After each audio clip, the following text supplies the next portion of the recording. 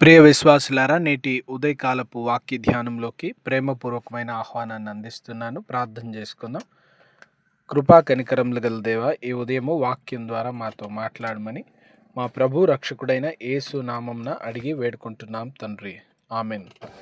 ప్రియమైన వారలారా, నేటి ఉదయకాలము కీర్తనకారుడైన దావీద్ గారు రాసినటువంటి మరొక అద్భుతమైన కీర్తన కావ్యము, మంచి భక్తితో కూడినటువంటి మాటలు కలిగిన 20వ కీర్తన ధ్యానిస్తున్నాం. అద్భుతమైనటువంటి కీర్తన.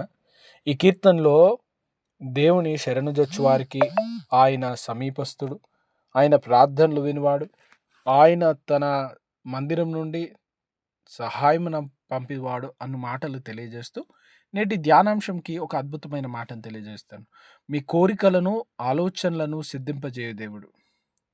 He gives you the desire of your heart and makes all your plans succeed. మనకి ఈ మాట వినగానే చాలా అద్భుతంగా అనిపిస్తుంది. మా కోరికలు తీర్చుట, మా ఆలోచనలు సఫలం చేసేటువంటి దేవుడు. ఎంత అద్భుతమైన ఆలోచన! ఎన్నో కోరికలు మానవుని జీవితంలో. కోరికలను గుర్రాలతో పోలుస్తారు. గుర్రాలు అత్యంత వేగంగా పరిగెత్తుతాయి కనుక అదుపు లేకుండా ఉంటాయి. అడవిలో ఉన్నటువంటి గుర్రాలు స్వేచ్ఛగా పరిగెత్తుతూ ఉంటాయి. ఎంత దూరమైన వెళ్ళిపోతూ ఉంటాయి. వాటిని అదుపు చేయడం కానీ, ఒక చోట నిలువరించడం కానీ వీలు కానటువంటి స్థితిలో వెళ్ళిపోయేటువంటి రీతిగా కోరికలు ఉంటాయి. ఆ రీతిగా ఆ గుర్రాల మాదిరిగా కోరికలు ఉంటాయి. కనుక మనిషి కోరికలు అంతులేనటువంటివి. అది ఎప్పటికీ తీర్చడానికి సాధ్యమయ్యేటువంటివి కావు. అటువంటి ఆలోచనలు మన హృదయాల్లో ఉంటే వాటిని ప్రభు తీరుస్తాడా అనేది ఒక ప్రశ్న. దీనికి ఒక అద్భుతమైనటువంటి ఆలోచన ఏంటంటే, మనం పాడుకునేటువంటి కీర్తనలలో, భక్తి గీతాల్లో ఒక కీర్తన మనకి ఈ రీతిగా జ్ఞాపకం చేస్తూ ఉంది. నా చిత్తం ఇదిగో అది నీ చిత్తముగా చేయు, నా చిత్తము ఇక కాదది అని భక్తుడు దేవుని సన్నిధిలో పాడుతూ ఉన్నాడు. ప్రభువా, ఇదిగో నా చిత్తం ఇదిగో, అది నీ చిత్తంగా చేసుకో. నాకు సొంతగా ఇష్టము, నాకు సొంతంగా చిత్తం లేదు. నీ చిత్తమే నా చిత్తం, నీ ఆలోచనే నా ఆలోచన. నీవు చేయమన్నదే నేను చేస్తాను. ఎవరైతే వారి హృదయాలు, వారి జీవితాన్ని ప్రభుతో అనుసంధానం చేస్తూ ఉన్నారో, పౌలు గారిలాగా, ప్రభా ఇక నువ్వు జీవించువాడను నేను కాను, నీ అందు జీవించుతా ఉన్నా, నువ్వే నాలో జీవించుతా ఉన్నావు కనుక నీ పనులు చేయుట, నీ మాటలు మాట్లాడట, నీ కొరకు జీవించడమే నా జీవితం అని అనుకునే వారిలో ప్రభు హృదయం ఏర్పడతా ఉంది. గలతీలకు రాసినటువంటి పత్రికలో 5వ అధ్యాయంలో కూడా చూస్తూ ఉంటాం. ఎందరూ తన ఆత్మచేత నడిపించబడతా ఉన్నారు. మీరు ఆత్మానుసారంగా నడుచుకునే యెడల పాపం చేయరు. మీరు ఆత్మానుసారంగా నడుచుకునే యెడల ఆత్మ సంబంధమైనటువంటి క్రియలు మీలో ఉంటాయి. కనుక ఆత్మానుసారమైనటువంటి జీవితము, ఆత్మలో జీవించేటువంటి జీవితము చాలా ప్రాముఖ్యమైనటువంటిది. ఆత్మ చేత నడిపించబడి ఆత్మలో ఎదిగేటువంటి జీవితం.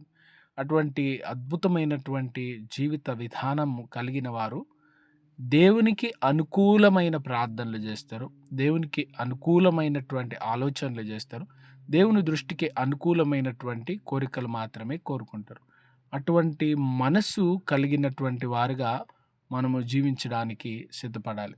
కనుక ప్రభు చిత్తమేదో గుర్తెరిగేటువంటి వారిగా, ప్రభు చిత్తమేదో గ్రహించగలిగే వారిగా, ప్రభు చిత్తమేదో తెలుసుకునేటువంటి వారిగా ఉండుటకు దేవుని నడిపింపు, సహాయము మనము కోరుకుంటా ఉన్నాం. అప్పుడు మన హృదయంలో దేవుని దృష్టికి అనుకూలమైన ఆలోచనలే వస్తాయి. మన హృదయము దేవునితో అనుసంధానమైనప్పుడు దేవుని దృష్టికి అనుకూలమైన ఆలోచన, అనుకూలమైన కోరికలు వస్తాయి. దేవుని దృష్టికి అంగీకారమైనవి వస్తాయి. కనుక అప్పుడు మనం ఎప్పుడు కూడా దేవుని దృష్టికి ఉత్తమమైనవి, అనుకూలమైనవి, మంచివే చేస్తాం. 2, ప్రభువు మనకిస్తాడని వాగ్దానం చేసినవి కూడా తగిన సమయంలో ఇచ్చువాడని మనం జ్ఞాపకం చేసుకోవాలి. తగిన సమయమందు క్రియ చూపు దేవుడు, తగిన సమయమందు కార్యం చేయ దేవుడు, తగిన సమయమందు దేవుడు అద్భుతముగా చేయ దేవుడు. దేవుని సమయము, దేవుని కాలము ఒకటి ఉంది అని గ్రహించడానికి మనము నేర్చుకోవాల్సిన అవసరం ఉంది. కనుక దేవుని సమయాన్ని గుర్తెరగడం, దేవుని సమయాన్ని గ్రహించి వాటి ప్రకారము చేసుకోవడానికి దేవుడు తన నడిపింపు మనకు దయచేయాలి. మనం ప్రార్థన చేసుకుందాం. కృపా కనికరములు గల ప్రభువా, ఈ ఉదయం వాక్యం ద్వారా మాతో మాట్లాడినందుకు వందనాలు. మీ దృష్టిలో అనుకూలమైన ఆలోచన, మీ దృష్టిలో అనుకూలమైన మాటలు, మీ దృష్టిలో అనుకూలమైన జీవితాన్ని మాకు అనుగ్రహించమని యేసు నామములో ప్రార్థిస్తున్నాం తండ్రి. ఆమెన్. God bless you.